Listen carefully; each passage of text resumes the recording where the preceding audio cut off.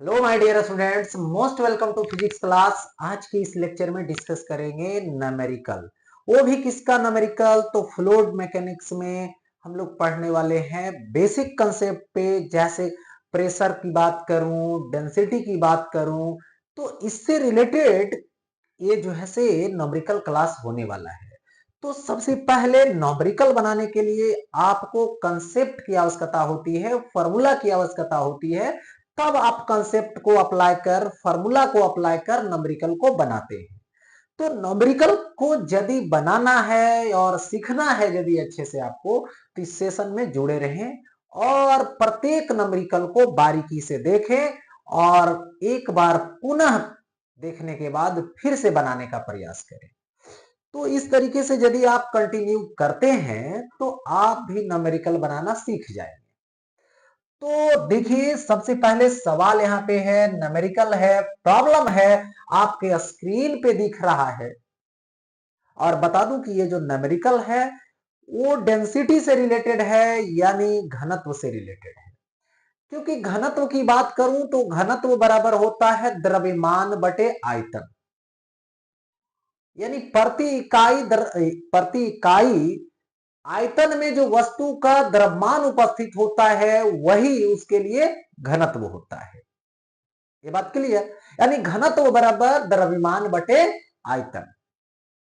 अब न्यूमेरिकल जो है से बना रहे हैं, है ना। यदि फॉर्मूला देखने की जरूरत पड़ गया तो उसी समय फॉर्मूला को 2-3 बार माइंड में रिमाइंड कीजिए, रिपीट कीजिए। घनत्व बराबर द्रव्यमान बटे आयतन, इस तरह से 2-4 बार अपने माइंड में सेट कर दीजिए, है ना। जब भी अब सवाल आएगा तो बन जाएगा। तो सबसे पहले बोलूं, यहां पर देखिए 3 ग्राम पर सीसी और 6 ग्राम पर सीसी घनत्व वाले दो भिन्न द्रवों को एक साथ मिलाया जाता है। यानी दो लिक्विड है, दो द्रव है आपके पास, जिसका घनत्व बारी बारी से आपको दे रखा है। ठीक है, तो इसको मान लेते हैं हम पहली वाली। इसको क्या मान लेते हैं? पहली वाली। तो पहली वाली घनत्व को रो1 मानो, जो कितना है 3 ग्राम पर सीसी। सीसी को बोलते हैं सेंटीमीटर क्यूब। इसको क्या बोलते हैं? सेंटीमीटर क्यूब बोलते हैं। अब देखिए 3 और ग्राम इतना हो गया पर सीसी, जिसको सेंटीमीटर क्यूब बोलिए, या तो ग्राम पर सीसी ही रहने दीजिए, इतना बस याद रखिएगा, सेंटीमीटर क्यूब होता है सीसी का मतलब। दूसरी वाली के पास आइए, तो दूसरी वाली क्या है? यहां पे रो2 होगा जो 6 ग्राम और ये पर सीसी होगा। ठीक है, पर सीसी हो गया। देखो, इसको केजी में अभी बदलने की कोई जरूरत नहीं, सीजीएस में दे रखा है, सवाल को सीजीएस में सॉल्व कर लेंगे, है ना। ये हो गया, दोनों को मिलाया जा रहा है। तो मिश्रण का घनत्व ज्ञात कीजिए। मिश्रण का घनत्व होता है रो मिक्स इज इक्वल टू, एक होता है प्रथम का द्रव्यमान, दूसरे का द्रव्यमान को जोड़ दीजिए, कुल द्रव्यमान हो गया, और कुल आयतन, पहली वाली का आयतन प्लस दूसरी वाली का आयतन, कुल आयतन से विभाजित कर दीजिए। ऐसा ये हो गया मिक्सचर का यानी मिश्रण का बेसिक कंसेप्ट। लेकिन पहली वाली सवाल यहां पर दे रखा है, क्या दे रखा है? आयतन समान हो, मतलब पहली वाली आयतन इज इक्वल टू दूसरी वाली आयतन इज इक्वल टू भी, यही दे रखा है। तो अब क्या करोगे? यहां पे रो मिक्स करोगे, और row mix is equal to m1। m1 क्या है? द्रव्यमान। द्रव्यमान तो मालूम ही नहीं है, यहां मालूम है घनत्व और मालूम है आयतन। तो द्रव्यमान के जगह पे क्या लिखेंगे? घनत्व गुने आयतन। यानी पहली वाली द्रव्यमान हो गया, दूसरी वाली घनत्व, दूसरी वाली आयतन, माने दूसरा मास हो गया, दूसरी का मास हो गया, बाई V1 प्लस V2 दे देंगे। ओके, अब यहां पर देखो V1 तो रो1 भी प्लस V2 यानी V1 प्लस V2 यानी 2V।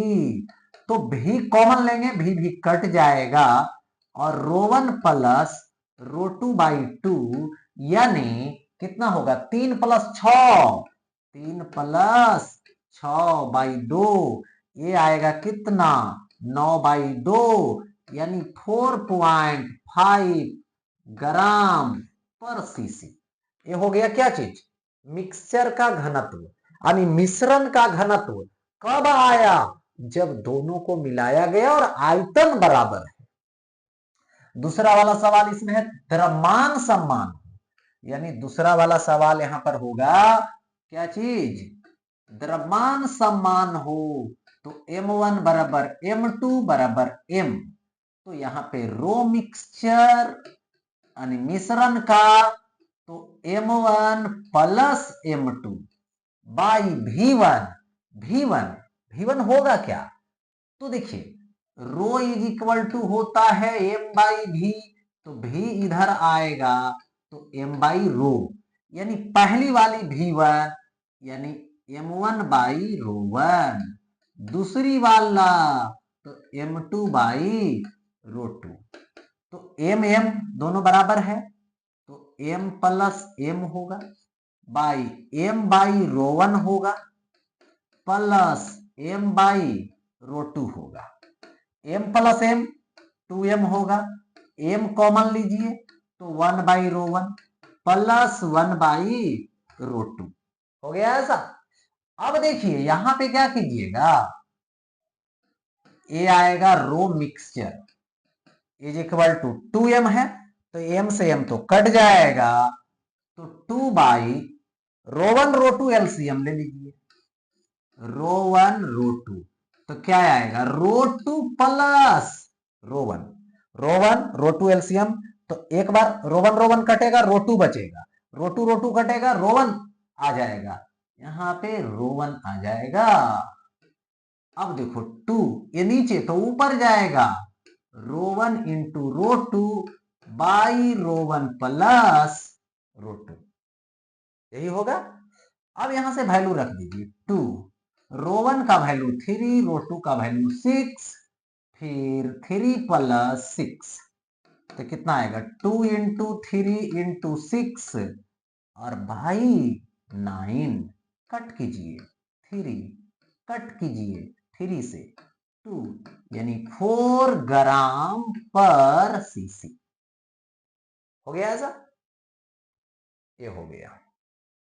अब आगे बढ़ते हैं, देखिए दिए गए चित्र में दाब निकालें, दाब का मतलब होता है लंबवत बल और बाई क्षेत्रफल, तो क्या है यहां पर पहले वाले में दाब बराबर लंबवत बल बाई क्षेत्रफल, तो लंबवत बल कितना है, ठीक है लंबवत लग रहा है इस सतह के तो कुछ करने की जरूरत नहीं है, क्षेत्रफल 4 दे दीजिए, तो यहां से 5 ये हो जाएगा पास्कल, यानी न्यूटन पर मीटर स्क्वायर पास्कल हो जाएगा, इसको कट कीजिएगा तो। अच्छा अब आगे बढ़ते हैं, देखिए इस सवाल में आते हैं, तो ये डॉट डॉट डॉट डॉट, ये डॉट डॉट डॉट डॉट, चलिए बल तो इधर की तरफ लगाए, ये है 60 डिग्री, तो वर्टिकल अपोजिट से ये होगा 60, तो इधर तो लगा फोर्स, इधर F, तो इधर क्या होगा F cos 60 डिग्री, यानी यहां पर यदि हम दाब निकालें तो F लंबवत बाई क्षेत्रफल, F लंबवत कितना होगा F cos 60 डिग्री और बाई ये होगा, देखो F कितना है 20 गुने cos 60 डिग्री, cos 60 डिग्री होता है 1/2, तो 1/2 बाई ए का वैल्यू 2, ठीक है, तो यहां से देखिए 2 नीचे आएगा 20/4 हो जाएगा, कट कीजिएगा 5 पास्कल आ जाएगा, ये भी 5 पास्कल आएगा, ओके, क्योंकि दाब निकालने के लिए लंबवत फोर्स की जरूरत पड़ जाता है। अब आगे देखिए अगला सवाल है जांघ की दोनों हड्डियों का अनुप्रस्थ काट का क्षेत्रफल, यानी आदमी के पास क्या होता है, इंसान के पास क्या होता है 2 जांघ होते हैं, तो एक जांघ का और दूसरा जांघ का, तो क्षेत्रफल 2 को मिल गया, तो यहां पर एरिया जो होगा वो क्या होगा, एक का है कितना 10 सेंटीमीटर स्क्वायर है, 10 सेंटीमीटर स्क्वायर है, तो 2 को जान है तो डबल कर दो, तो क्या हो जाएगा 2 गुने 10 सेंटीमीटर स्क्वायर है, तो इसको मीटर स्क्वायर करो, तो सेंटीमीटर के जगह पे 10 टू दी पावर -2 मीटर का होल स्क्वायर, तो ये हो जाएगा 2 गुने 10 और गुने 10 पर पावर -4 मीटर स्क्वायर। यहां पर लिखोगे तो 2 गुने 10 पर पावर -3 मीटर स्क्वायर हो जाएगा, तो ये आ गया क्षेत्रफल। ठीक है, दोनों जांघ मिला के हो गया। अब आदमी का जो वजन पड़ रहा है उसी पर पड़ रहा है। ठीक है, कितना वजन, ये 40 केजी वजन वाले इंसान के शरीर के ऊपरी हिस्से को रोकता है, रोक रहा है, तो कितना बल रोक रहा है, तो बल होगा mg, यानी m का वैल्यू 40 और g का वैल्यू 10, यानी ये हो जाएगा 400 न्यूटन, इतना को रोक रहा है।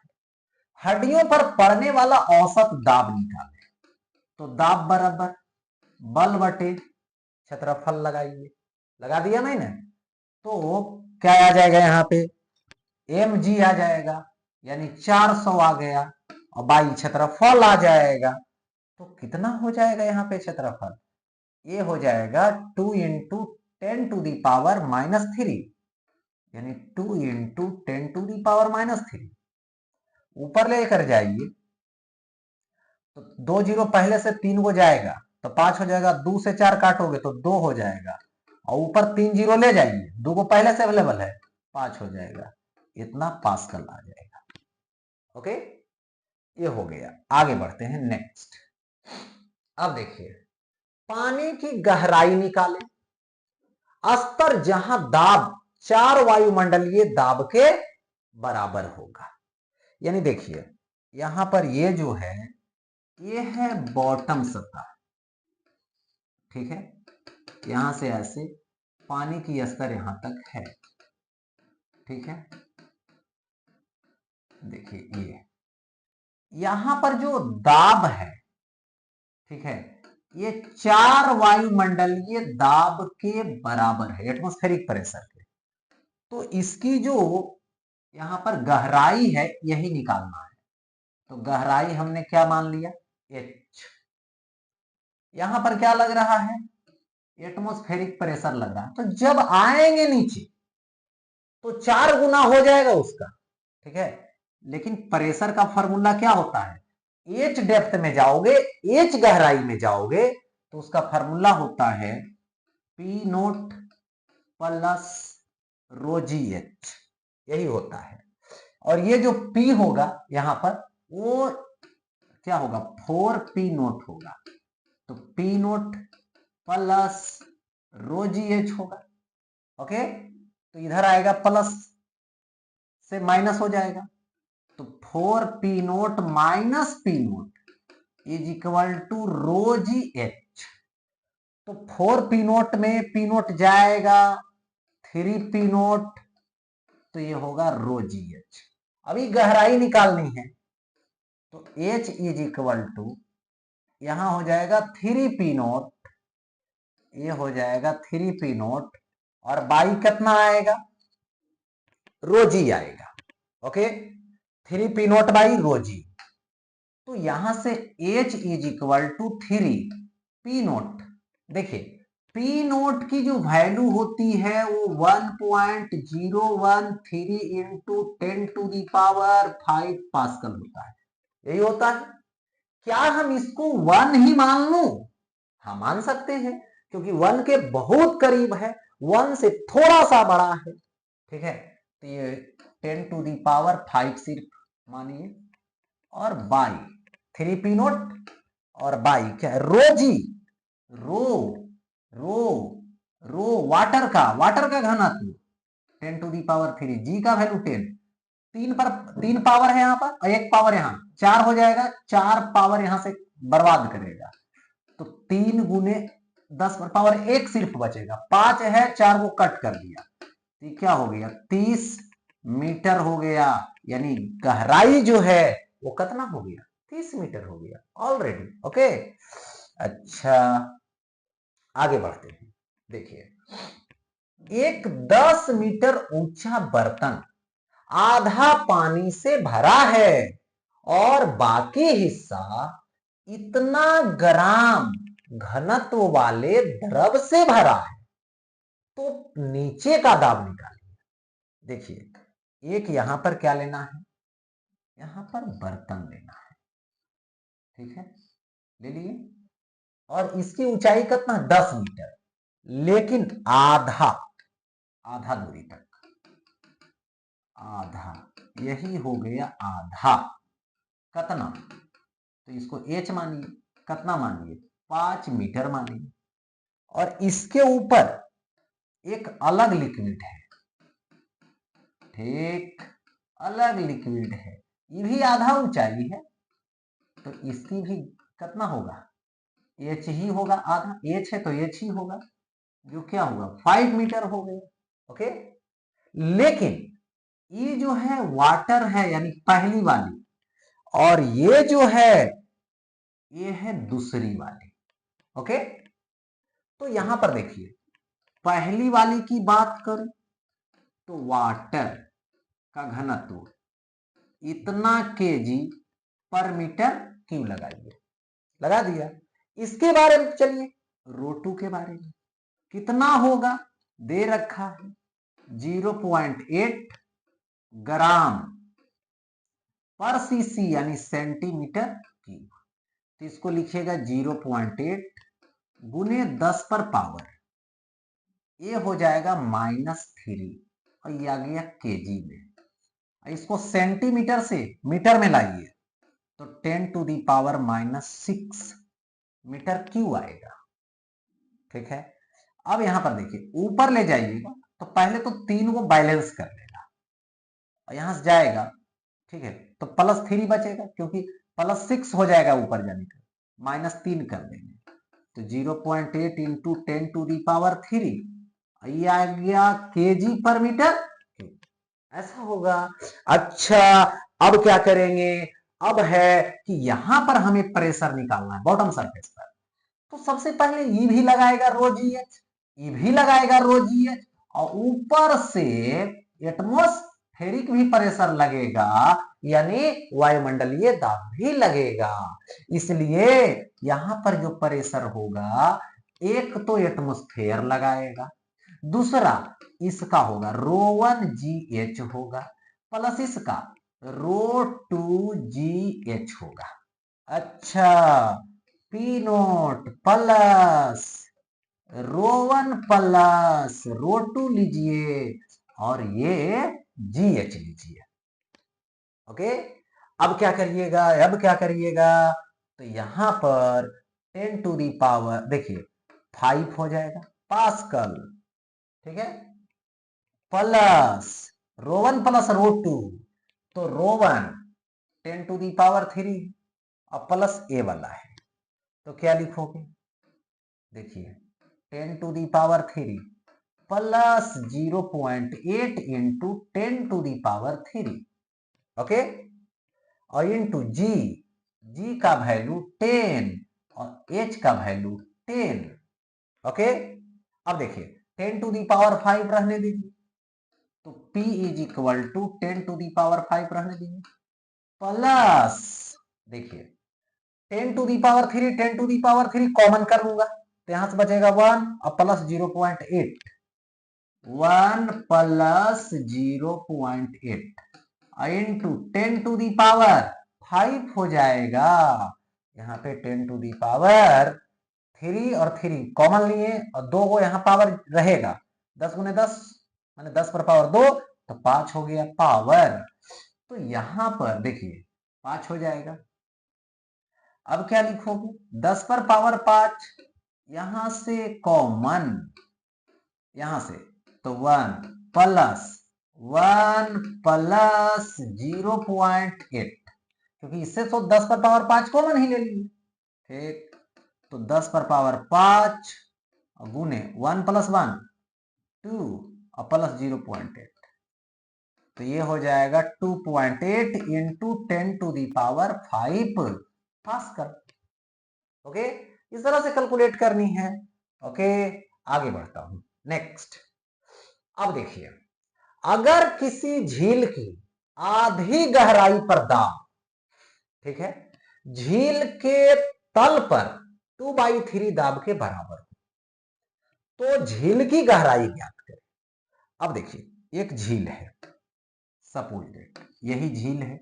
झील में क्या है, तो पानी भरा हुआ है, यहां तक पानी है। ओके, यहां तक पानी है, ऐसे, ठीक। तो झील की जो गहराई है, ये मान लेता हूं मैं कि h है। ओके, लेकिन झील के आधी गहराई पर आइए, झील के आधी गहराई पे आइए, मतलब यहां पर आइए, h/2 पर आइए। तो यहां पर जो प्रेशर है वो P1 है। ओके, और यहां पर जो प्रेशर है वो क्या है, P2 है। तल पर P2 है और आधी गहराई पर P1 है। और ऊपर से क्या लगा रहा है, ऊपर से ये एटमॉस्फेरिक प्रेशर यानी वायुमंडलीय दाब लगा रहा है। ओके, तब क्या करोगे, यदि P1 की हम बात करें तो P1 इज इक्वल टू, एक तो होगा वायुमंडलीय दाब प्लस होगा ρgh/2। ओके, यदि हम यहां P2 लें तल पर, ये हो गया आधी गहराई पर, और तल पर होगा P0 प्लस ρgh, कितना होगा, ρgh होगा। अब क्या बोला, आधी गहराई पर दाब झील के तल पर 2/3 दाब के बराबर हो, यानी आधी गहराई पर जो दाब है, ओके, यानी P1 है, वो कितना है, 2/3 दाब के बराबर है। कहां पर के दाब के, तो तल पर के दाब के। कहां पर के दाब के, तो तल पर के दाब के। ओके, अब देखो P1, तो क्या लिखूंगा, P0 plus ρgh/2 is equal to 2/3 P2, तो यहां से क्या आएगा, P0 प्लस ρgh लिखूंगा। ओके, अब यहां पर करना क्या है, सो देखिए, ये तो ये हो गया ऐसा, ठीक है। अब इसके लिए देखिए बारी बारी से, इसको यहां से P0 रहने दीजिए, प्लस ρgh/2 रहने दीजिए, इसको अंदर ले जाइए, 2P0/3 होगा, 2/3 ρgh होगा। ओके, ये देखो, ये प्लस है, इधर लाइए P0 के तरफ माइनस में, तो क्या हो जाएगा, P0 minus 2/3 P0 is equal to, उधर क्या है, 2/3 ρgh है। ओके, ये जो ρgh/2 प्लस है उस साइड कर दीजिए, माइनस में जाएगा, माइनस में जाएगा, दैट मीन्स ρgh/2 हो जाएगा। ओके, अब दोनों को कैलकुलेट कीजिए, यहां से 3 LCM लीजिएगा। ओके, तो क्या होगा, 3 P0 minus 2 P0 is equal to, यहां से 3 और 2 तो 6 एलसीएम हो गया, तो इसको कैंसिल कीजिए, 2 2 4 आएगा, ρgh आएगा माइनस 3, देखो 3 हो जाएगा, ρgh हो जाएगा। ओके, अब यहां से इतना में इतना माइनस कीजिएगा, P0/3, okay, is equal to, इतना में इतना माइनस कीजिए, तो 4 में से 3 जाएगा 1, यानी ρgh/6, इसको यहां से कैंसिल कीजिए 2 से। ओके, तो ये हो जाएगा 2P0 is equal to ρgh, ऐसा होगा। मैं कुछ नहीं कर रहा हूं, बस कैलकुलेट कर रहा हूं, कैलकुलेशन क्लियर कीजिए, सवाल सॉल्व हो जाएगा। एच की वैल्यू लीजिए, एच रहने दीजिए, तो मल्टीपल में है, डिवाइड में जाएगा, 2P0 बाई ए आ जाएगा ρg। ओके, अब देखो यहां से 2 इंटू P0 लीजिए, यहां पर 10⁵ पास्कल आएगा। रो का वैल्यू वाटर का, जी का वैल्यू 10। अब कट करेंगे तो 4 पावर कट कर देगा, 2 × 10 बचेगा, यानी 20 मीटर की गहराई होगी। ओके, अच्छा आगे देखो, अब यहां पे सवाल आता है कि जब हवा का बुलबुला झील के तल से सतह तक उठता है, देखिए झील का तल है नीचे, बॉटम सरफेस है, एक पाइप लीजिए, उससे फूकिए। जब फूकोगे तो ऐसा पाओगे कि नीचे जो बबल बन रहा है, हवा का बुलबुला बन रहा है, वो ऊपर आ रहा है।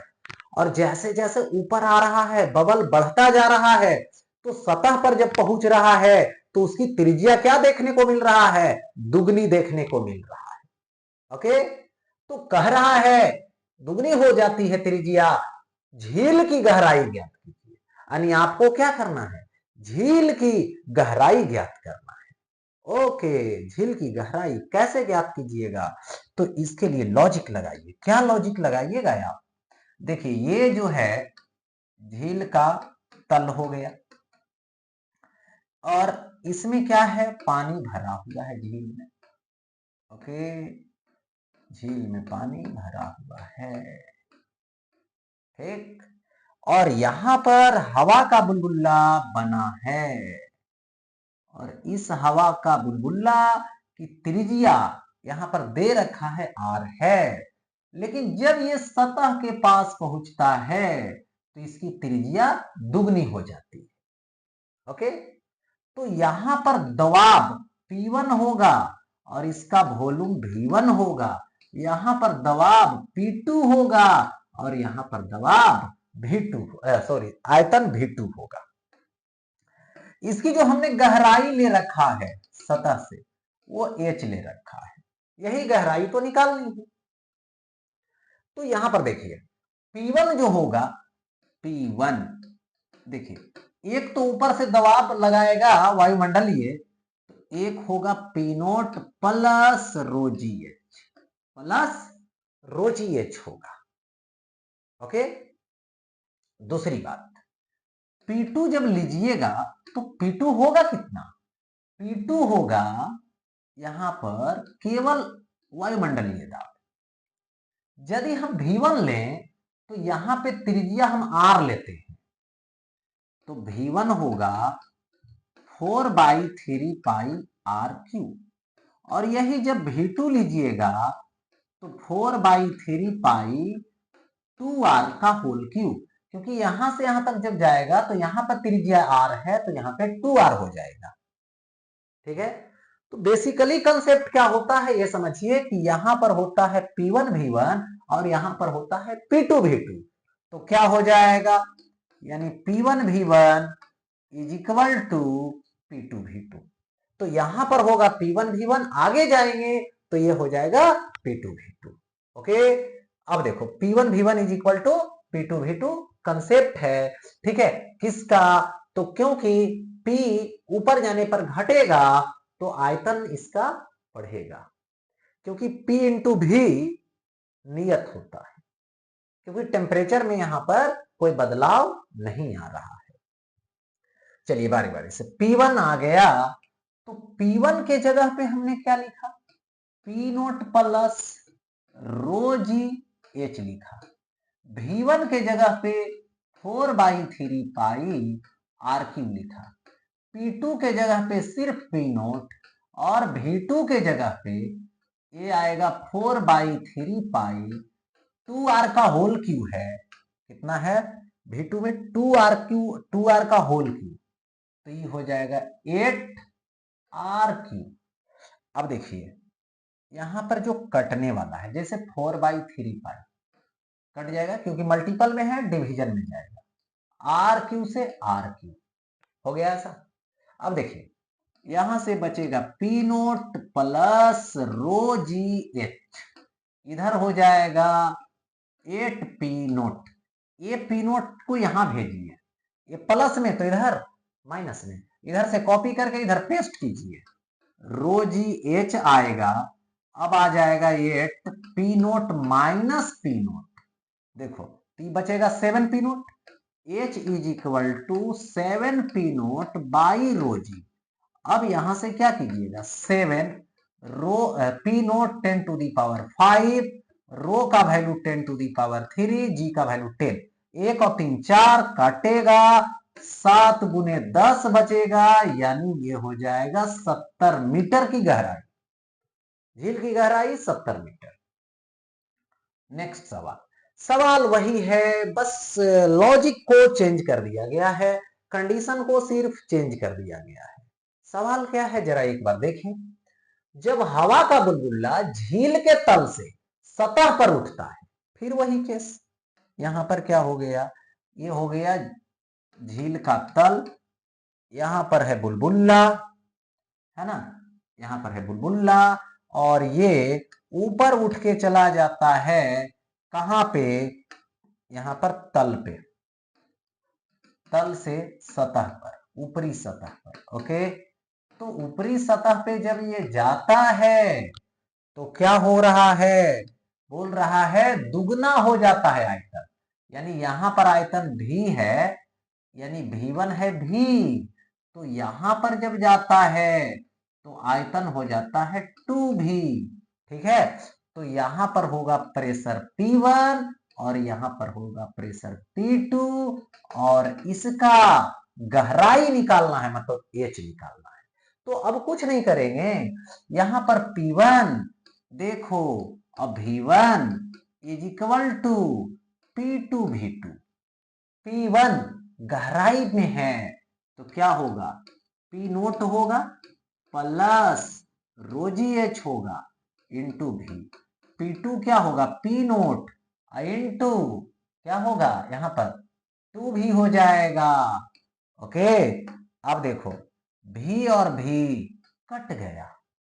ओके, तो ये हो जाएगा P0 plus rho ji H is equal to 2P0। Okay, तो P0 प्लस में तो उधर माइनस में, rho ji H is equal to 2P0 minus P0, यही तो होगा। अब क्या करोगे, 2P0 माइनस P0 है तो जानते हैं क्या होगा, P0 होगा, तो H इज इक्वल टू सिर्फ P0 बाई रो जी, यानी 10 टू दी पावर 5, रो का वैल्यू 10 टू दी पावर 3, जी का वैल्यू 10, यानी 10 टू दी पावर 4 कट कीजिए तो 4 को तो कट कर देगा, एक जीरो सिर्फ बचेगा, यानी 10 मीटर हो जाएगा। सवाल सॉल्व। ओके, अब आते हैं नेक्स्ट। देखिए, एक बेलनाकार बर्तन है जिसका त्रिज्या R है, ठीक, इसमें एक जैसा द्रव भरा है, बर्तन में द्रव की ऊंचाई कितनी होनी चाहिए ताकि द्रव द्वारा बर्तन के किनारे पर लगाया गया बल बर्तन के नीचे लगे बल के बराबर हो।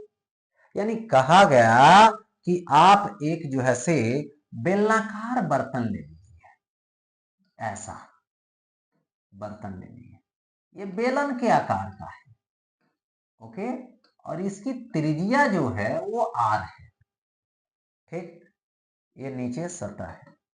अब इसमें बोला जा रहा है कि एक जो है से द्रव भरना है, इसमें एक जैसा द्रव, मैंने डेंसिटी उसका बदले नहीं, कहीं पे भर दिए, यहां पर भर दिए द्रव।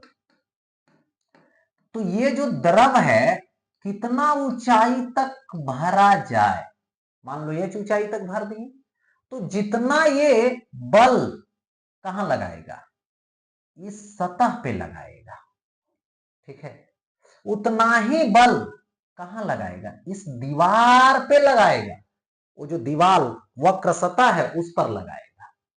कौन, लिक्विड। अब देखिए लिक्विड, तो यहां पर सबसे पहले समझिए, यहां पर क्या होगा, इसका रेडियस R है, यहां पर लिक्विड, एटमॉस्फेरिक प्रेशर को भूल जाइए, यहां पर लिक्विड की बात कर रहा है द्रव के द्वारा, तो सिर्फ द्रव का दाब यहां लेंगे, कहां, इस सतह पर, नीचे सतह पर, ठीक है, नीचे तल पर। तो यहां पर जो दबाव लेंगे वो मान लो हम P1 लेंगे।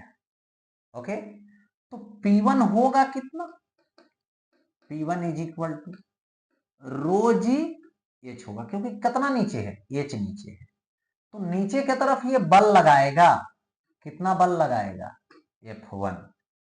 तो F1 इज इक्वल टू बल गुने सॉरी दाब गुने क्षेत्रफल, क्षेत्रफल होगा पाई आर स्क्वायर, तो ये होगा रो जी एच गुने पाई आर स्क्वायर। तो क्या निकल गया यहां पर, F1 निकल गया।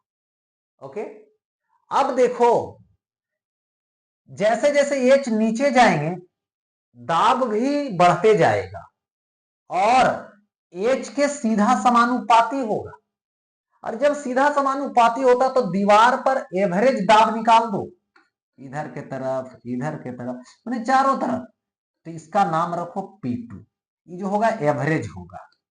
तो P2 जो होगा एवरेज, क्या होगा, दीवार पर लगने वाला एवरेज। कैसे निकालोगे एवरेज, देखिए जब जो है से डायरेक्टली प्रोपोर्शनल जाता है तो मिनिमम दबाव तो यहां लगेगा और महत्तम दबाव यहां देगा दीवार पर, तो मिनिमम तो 0 होगा लिक्विड का यहां पर, क्योंकि हाइट खत्म, अब प्लस नीचे कितना होगा, रो जी एच होगा बाई 2, यानी P2 जो होगा वो कितना आएगा, रो जी एच बाई 2 आएगा। तो दीवार पे वो बल लगाएगा, बल कितना लगाएगा, देखिए दीवार पे बल, दीवार पे बल मान लो F2 दीवार पे लगने वाला, तो दाब गुने क्षेत्रफल, क्षेत्रफल दीवार का कितना होगा 2 पाई आर एच, वक्र सतह, सिलेंडर का वक्र सतह, तो F2 is equal to row P2, तो रो जी एच बाई 2 गुने 2 पाई आर एच, तो यहां पर 2 से 2 कटेगा। ओके, अब फिर देखो F1 बराबर F2, F1 है कितना, जरा सोच लें, F1 है rho ji H into pi R square, rho ji H into pi R square is equal to F2, rho ji H गुने पाई आर एच हो गया। अब देखो यहां पर क्या करोगे, रो जी एच कट जाएगा और एक पाई से एक पाई कट जाएगा, एक आर से एक आर कट जाएगा, so H is equal to R बचेगा, H is equal to R हो जाएगा। ओके, अच्छा अगले सवाल की ओर चलते हैं, बहुत ही सिंपल सा सवाल है, बहुत ही ठीक है, सिंपल सा है, बस दिमाग लगाइए, सवाल सॉल्व। ठीक है, दिए गए चित्र में स्प्रिट का आपेक्षिक घनत्व निकालें, स्प्रिट का, तो स्प्रिट है देखो ये, जल है ये, तो सबसे पहले देखिए ये बाउंड्री लाइन देख रहे हैं, ये बाउंड्री लाइन देख रहे हैं, दोनों का सेम लेवल है। तो यहां पर यदि हम बोलूं कि प्रेशर ये P1 दे रहा है और यहां पे प्रेशर P2 दे रहा है, तो सेम लेवल में प्रेशर इक्वल होगा। अब देखिए यहां पर बोलूं ये किसका हाइट है, तो वाटर का हाइट है, जल का, और ये किसका है, स्प्रिट का है, तो ये स्प्रिट का है, तो स्प्रिट का हाइट को HS लिख लो। ओके, लिख दी, तो यहां पे pressure P1 is equal to P2, तो P1 is equal to P2, क्यों, सेम लेवल में है इसलिए मैं बोल रहा हूं, सेम लेवल में नहीं होता तो ऐसा हम नहीं बोलते। तो चलिए P1 किसके लिए, वाटर के लिए, ऊपर से क्या लग रहा है, एटमॉस्फेरिक यानी वायुमंडलीय दाब, तो ये होगा rho W G H W plus P naught, ये होगा रो स्प्रिट का उधर से, और जी और किसका हाइट, स्प्रिट का हाइट। ओके, अब देखिए P नोट प्लस में इधर आएगा माइनस में जाएगा, तो ये तो जीरो दोनों बना लेगा, फिर बचेगा कौन, rho ji H W is equal to rho S G H S. Okay, अब यहां पर जी जी से कटेगा, कट गया। अब बोलो यहां पर क्या आएगा, देखिए होता क्या है, स्पिरिट का हमें क्या निकालना है, आपेक्षिक घनत्व। आपेक्षिक घनत्व बराबर मटेरियल का घनत्व बाई जल का घनत्व। मटेरियल कौन है, रो एस, स्पिरिट तो रो एस और बाई रो डब्ल्यू जाएगा। जब रो डब्ल्यू इधर गया तो एच एस इधर आएगा, यानी H W by H S. H W यानी 10 और by H S. Okay, H S कितना होगा, तो 12.5 होगा, यही होगा। पॉइंट हटाइए, 10 बैठेगा। 25 चौके 100 होगा और 25 पचे 25 से, तो ये आएगा 0.8, यानी स्पिरिट का आपेक्षिक घनत्व कितना आ गया, 0.8 आ गया। ओके, तो इस तरीके से सवाल को सॉल्व किया जाता है।